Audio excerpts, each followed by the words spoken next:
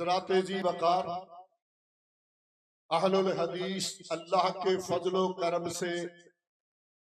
اس طبقے اس فکر کا نام ہے جو وحی الہی کے پابند ہے۔ قرآن مجید بھی وحی، حدیث مصطفیٰ بھی وحی، نہ قرآن میں شک نہ حدیث مصطفیٰ میں شک۔ اس کے حاملین کو اہل الحدیث کہا جاتا ہے۔ حضرات، اہل الحدیث وہ فکر ہے جو وطن عزیز میں فرقہ بندی کا خاتمہ چاہتی ہے، جو امت کو اصلیت پہ جمع کر کے جہاں ہر کسی کی عقیدت اور محبت ہو، آمنہ کے در یتیم محمد کریم صلوات اللہ علیہ سے جوڑ کر محمدی بن جانے کا پیغام دیتی ہے۔ فکر اہل حدیث ختم نبوت کی محافظ اور تحفظ کرنے والی جماعت ہے۔ جب تک میری جماعت کا ایک بچہ بھی زندہ ہوگا اور اس کے وجود میں سانسوں کی حرکت رہے گی، کائنات کا رب گواہ، وہ عظمت مصطفیٰ اور ختم نبوت کا پرچار کرتا رہے گا اور ختم نبوت کے جھنڈوں کو لہراتا رہے گا۔ حضرات ذی وقار، جس طرح ختم نبوت کے امین اپنے اسلاف کی تعلیم لے کے چلنے والے، وقت نہیں ہے اس تاریخ کو دہراؤں، میں اپنی جماعت کے عظیم ترجمان جناب رانا محمد شفیق خان پسروری، ان کی گفتگو کی تائید کے ساتھ یہ کہنا چاہتا ہوں، اہل الحدیث وہ فکر ہے جن کے وجود میں خون دوڑتا ہے تو سیدین شہیدین کا ہے۔ یہ مجاہدین کی جماعت کے ذمہ دار اور وارث ہیں، جن کے لیے غلام رسول مہر نے کہا تھا کہ 1400 سال کی تاریخ میں بالا کوٹ کے مجاہدین کیلو کال میں اپنی رفتار میں، گفتار میں، اعمال میں، کردار میں ایسے لگتا ہے جیسے صحابہ کا کوئی بچھڑا ہوا قافلہ ہو۔ اس روایت کے امین بھی اہل الحدیث ہے۔ حضرات، پھر آپ اہل حدیث یوتھ فورس کے شہباز اور شہین، جو جماعت کے علماء کے محافظ، مساجد کے محافظ، مدارس کے محافظ، اور سب سے بڑھ کر وطن عزیز کی مٹی کے محافظ، اور اس سے بھی بڑھ کر اس عقیدے کا اظہار اعلان برملا کرنے والے کہ پاکستان بھی کلمہ طیبہ کے نام پہ لیا گیا اور مثل مدینہ سمجھا گیا۔ حضرات، مقام شکر ہے، اللہ کا فضل ہے کہ پاکستان نے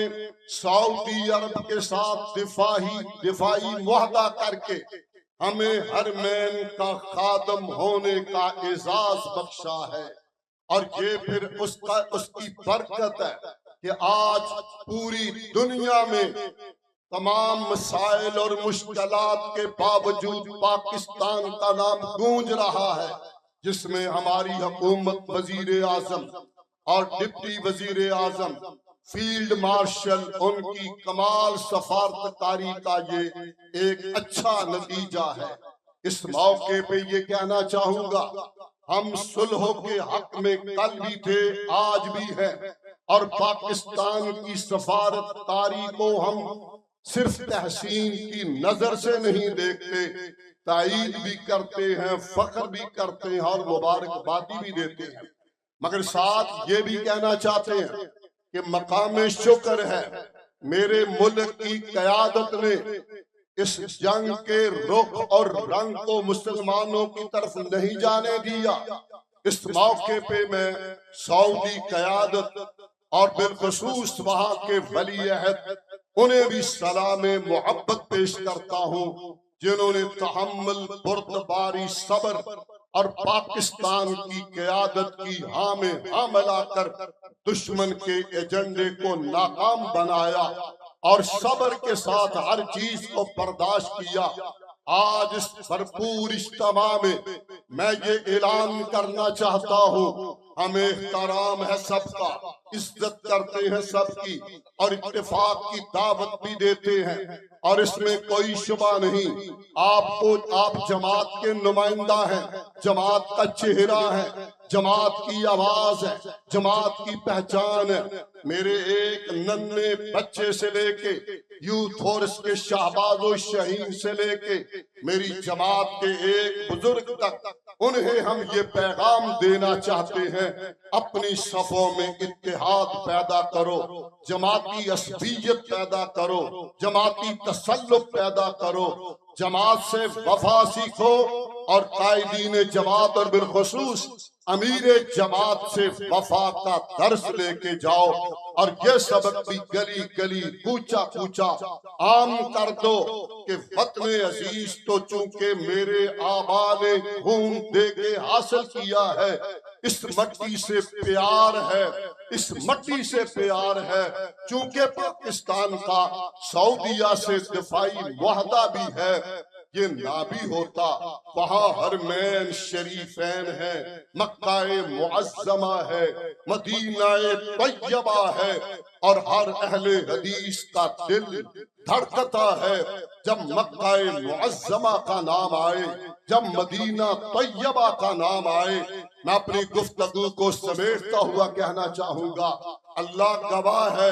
ہمارے انگ انگ میں، ہمارے ایک ایک جوڑ میں، ہمارے خون کے ایک ایک قطرے میں جہاں حرمین سے محبت ہے، وہاں حرمین کے محافظین سے محبت ہے، وہاں اس ملک سے بھی محبت ہے۔